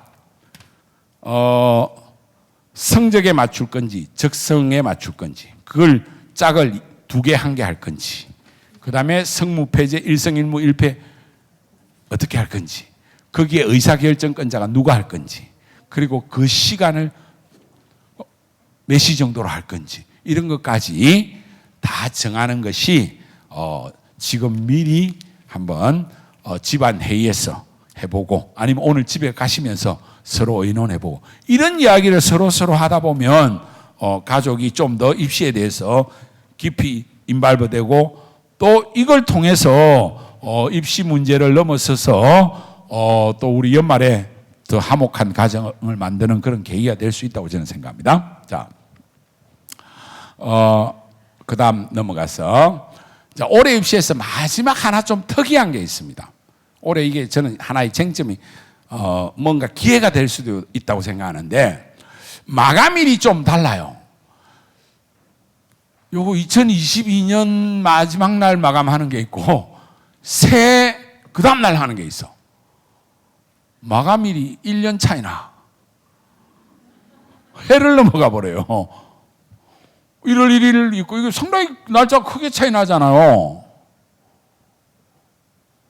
연대하고 고대 이 둘은 좀 문제가 있어요. 심리적으로 안 그렇겠어요? 연고대 쓸만한 애들은 저 상당한 어떤 변수가 될 것 같아. 연대 갈까 고대 갈까? 고대 연대 하다가 연대 써버리면 이제 고대는 못 쓰잖아. 그렇죠? 이럴 경우에는 대부분 다 분명히 항상 제가 35년간 봐왔는데 이게 낮아져요. 사람은 하다가 못 써요. 분명히 있어버리면 이 기회가 없기 때문에. 그래서 이런 경우는 항상 연대가 낮아지고 연대를 쓰는 애들은 성적이 꽤 괜찮은 애들만 쓸 가능성이 있어요. 그리고 서울대와 맞물려 있기 때문에. 그래서 그럴 가능성이 있고. 그러면 교대를 쓰는 애들도 마찬가지예요. 이 경인교대가 여기 있으니까 이 학교도 이 2개의 학교는 경쟁률이 낮아질 가능성과 성적이 꽤 괜찮은 애들 외에는 쉽게 못 쓰기 때문에 경쟁률이 낮아지고 카트라인이 낮아질 가능성이 있다라고 저는 감히 주장합니다. 그럼 네가 그렇게 말했기 때문에 거기에 영향을 받을 거 아니냐? 영향을 받을 거라고 생각하면서 실제로는 못 받는다. 이게 사람 심리예요. 실제로 그렇게 될 가능성이 있다 하는 걸 생각하시고 여기에 마감 시간이 1시간 차이 나는 것도 실제로 영향을 줄 가능성이 있다. 그래서 입시는 상당히 미묘한 영향을 끼칠 가능성이 있다. 이제 시간이 2분 남았는데요. 질문은 좀 받기는 어려울 것 같고 하여튼 여러분들이 오늘 제가 말씀드린 걸 잘 참조를 하셔가지고 처음 시작할 때 그렇게 말씀드렸습니다. 지금 입시 지원 전략이라는 수능 과목이 한 개 더 남았다. 그 생각을 가지고 지금부터 보름 동안 정말 열심히 공부하면 수능 점수 10점 더 올린다. 지원 전략 점수 10점 더 올리고 20점 더 올려서 3개에서 5개, 10개 정도의 대학을 더 잘 갈 수도 있고 지금 MZ세대들은 얘들이 좀 달라졌다. 경쟁률은 계속 올라간다. 경쟁률이 계속 올라가면 정신을 차리면 카트라인은 내가 좀 성적이 안 좋더라도 내가 갈 대학들의 카트라인이 자꾸 떨어진다. 위에로 애들 많이 몰려가니까. 그래서 정신을 차리면 좀 더 좋은 대학 갈 수도 있고 꽤 괜찮은 대학에서도 중위권 학과에서 생각보다 구멍이 뻥뻥뻥 뚫릴 가능성이 있으니까 여러분들이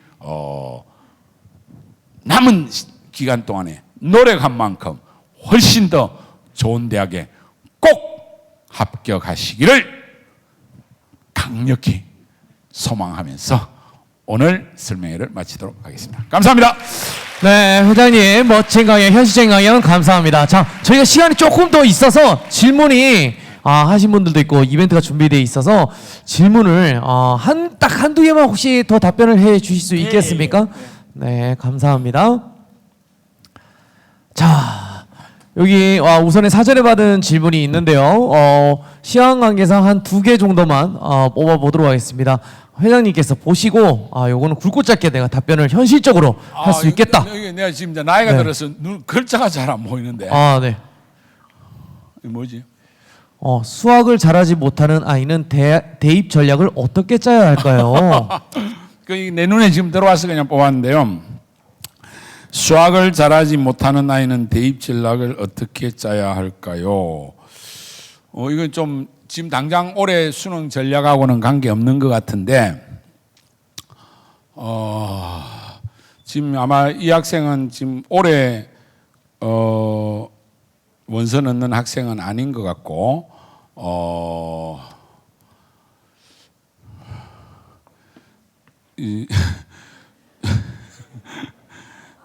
앞으로 대입 전략을 어떻게 짜야 할까요? 라면 수학의 반영 비율이 낮은 쪽으로 대입 전략을 짜든지 아니면 더 근본적으로 정신을 차리고 수학을 열심히 하는 수밖에 없죠. 근데 이제 밑에 학생들이 있다라고 전제를 하고 제가 말씀드리면 제가 예전에 되게 유명한 강사였다는 거 여러분들 아시죠? 근데 사회탐구 선생으로 아실 건데 사실은 제가 예전엔 전과목을 가르쳤던 선생이거든요. 그리고 우리 또 메가스터디 안에서는 제가 그 수학을 잘하게 하는 그 노트를 만든 사람이에요. 그래서 우리 그 학원 안에서는 무조건 들어오면 하루에 수학 30문제 풀게 하는데, 수학은 사실은 머리로 가지고 하는 게 아니에요. 엉덩이를 가지고 하는 거고, 수학은 매일 한 30문제에서 50문제 풀면 한국인들은 머리가 좋기 때문에 누구나 잘할 수 있어요. 사실은 수학은 엉덩이와 손으로 하면 충분히 해결할 수 있으니까, 이게 만약에 저학년이 질문했다면 수학은 절대로 어려운 과목이 아니라는 생각에 전환만 하면 충분히 해결할 수 있다는 거죠. 확신을 가지고 있으니까. 어느 정도 확신이 있느냐면요, 메가스터디가 처음에 기숙학원 딱 처음 시작할 때 제가 어떤 학생을 경험했냐면, 그 당시에는 수학을 반영 안 하는 전형이 있었어요. 지금은 그런 게 거의 없는데, 그래서 딱 들어왔는데 수학을 되게 입학식 날 강조하니까 딱 입학식 마치고 한 놈이 찾아왔어. 선생님, 저는 수학 반영 안 하는 전형으로 가려고 이미 들어왔는데 회장님이 오시자마자 헛소리 하셔서 저 가방 싸들고 갈랍니다 이러더라고. 그래서 내가 설득을 하고 왜 그러니까 저 작년에 9등급 받았는데 재수하러 왔는데 바로 갈랍니다 그러더라고. 그래서 설득을 하고, 네가 지금부터 3,000문제 풀어서 성적이 5등급 안에 안 들어가면 내가 수업료 환불 시켜줄 테니까 해서 딱 3,000문제 풀었는데 걔가 4등급까지 들어가고, 실제로 걔가 그의 수능에서 시작할 때 9등급짜리 수학 안 하던 애가 그의 수능에서 1등급 받았어요. 9등급이 1등급 받는 애가 기적을 보내. 그 학생 이름이 백주함이라는 학생입니다. 한때는 제가 걔를 설명회의 연사로 매번 세웠어요. 산정인으로. 그러니까 이게 수학이라는 과목은 거의 빵점짜리도 100점이 가능할 수 있는 그런 과목이니까 생각을 좀 바꾸면 좋겠습니다. 네. 좋습니다. 자, 그러면 이번엔 제가 어렵게 오신 만큼 어렵게 대답하실 수도 있을 것 같아요. 이거 좀 어려운 질문을 제가 한번 해보겠습니다. 재수를 할지 말지 결정 지을 수 있는 기준이 무엇이라고 생각하시나요? 지금 고민하고 있는 분들도 꽤 있을 거라 생각해서 한번 제가 뽑아봤는데요. 재수를 할까 말까. 그 기준. 그 기준은 지 마음이지. 근데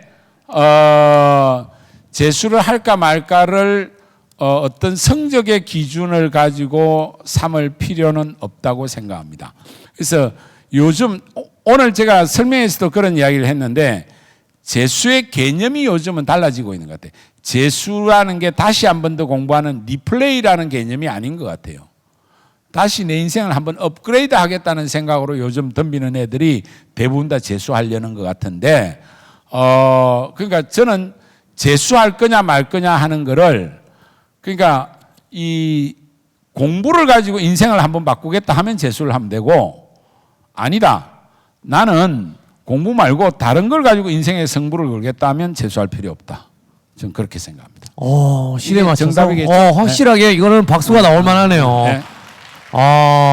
정말 현실적인 질문 감사합니다. 그리고 재수는 리플레이가 아니고 업그레이드다 생각이 들면 하십시오. 네, 업그레이드다. 자, 현장에서도 한번 질문을 한 개 또는 두 개 한번 받아보겠습니다. 가장 먼저 손을 드셨는데 요 분한테 기회 드려도 될까요? 혹시 스태프분이 마이크 전달 부탁드리겠습니다. 좋은 가영 감사합니다 일단. 그리고 여쭤보고 싶었던 게 있었는데요. 네. 아까 지원 전략을 설명하실 때 모의 지원 서비스를 꼭 쓰라고 하셨고 네. 그리고 그 과정에서 메가스터디 외에 진학사까지 써서 교차 검증하는 거를 또 얘기를 하셨잖아요. 네. 그런데 여쭤보고 싶었던 게 그럼 만약에 만에 하나 진학사랑 메가스터디 이 두 개의 표본이 다 같을 수도 없고 그 알고리즘이 다 다를 수도 있는데 그러면 진학사와 메가스터디 이 두 개 같은 학과를 돌려봤을 때 그 결과가 다르면 그걸 어떻게 판단해야 될지 그 기준이나 아니면 그 판단 다름을 이제 본인이 비교 분석해 보는 게 그게 이제 그 본인의 어떤 통찰력이 중요하겠죠. 그렇잖아요. 그게 똑같이 나오면 오히려 더 이상하겠지. 그 다른 걸 보고 이제 판단을 해야 되고 결국은 그래서 그 뒤에 숨어 있는 어떤 본인의 통찰력을 발휘할 수 있느냐 없느냐가 답일 거예요. 그것까지 내가 말해 줄 수 있는 능력도 없고 그게 어떻게 다르게 나올지도 난 모르잖아 지금. 분명히 다르게 나올 거예요. 그러니까 상당히 어느 정도는 유사한데 약간 미묘하게 다르게 나올 가능성이 있다. 그렇게 저는 생각합니다. 예. 참고 정도만 하셔라. 뭐 이렇게 조언을 해주셨습니다. 시험 강의상 질문 딱 하나만 더 받아보도록 하겠습니다. 네, 질문을 하시는 분에게는 또 네. 치킨도 선물로 드리는데 네, 여기 중앙에 손 드셨던 것 같습니다. 요 분입니다. 네, 마이크 가고 있습니다.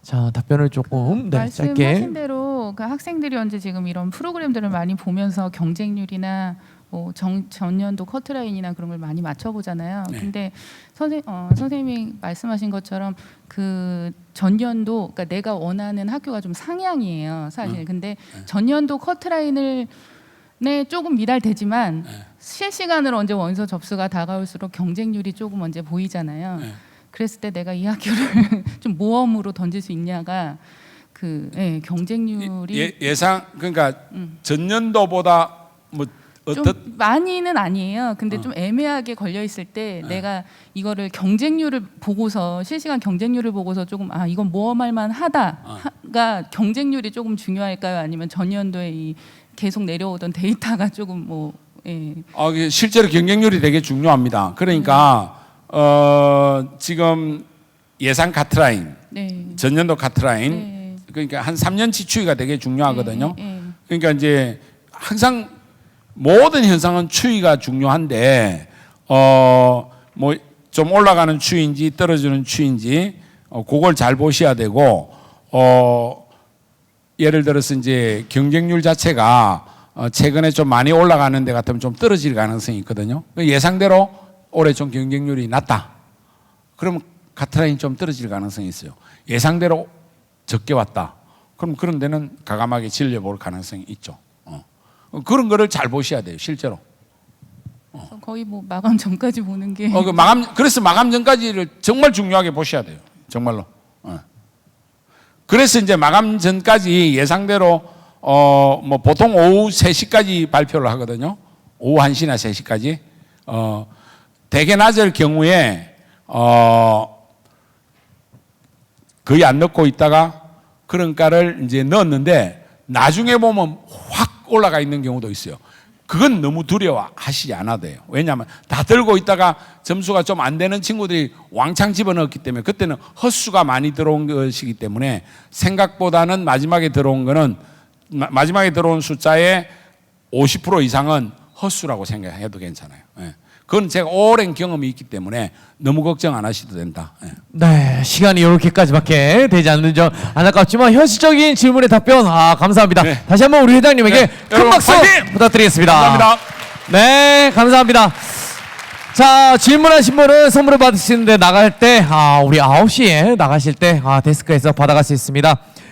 당첨이 되지 않은 분들은 잠시 자리에 앉아 계시면 우리 상품을 또 드린다고 합니다. 우리 스탬프 50명에게 또 선물을 또 드린다고 하네요. 더욱더 감사한 말씀을 드리는 것은 이 추운데 정말 올해까지 너무 고생하셨는데 이렇게 다시 한번 참석해 주신 여러분들께 감사하다는 말씀을 드리도록 하겠습니다. 네, 이것으로 2023학년도 서울론 대입설명예비 진로공간 콘서트 시즌2를 마치도록 하겠습니다. 추운 날씨에 조심히 귀가하시기 바랍니다. 오늘 접속해 주신 분들도 감사하다는 말씀을 드리면서 조금은 이러지만 메리 크리스마스 그리고 새해 복까지 많이 받으시기 바랍니다. 혹시 기억할 수 있다면 제 이름도 기억해 주십시오. 이때까지 사회를 본 개그맨 조우용이었습니다. 감사합니다. 네, 안녕히 가세요. 감사합니다.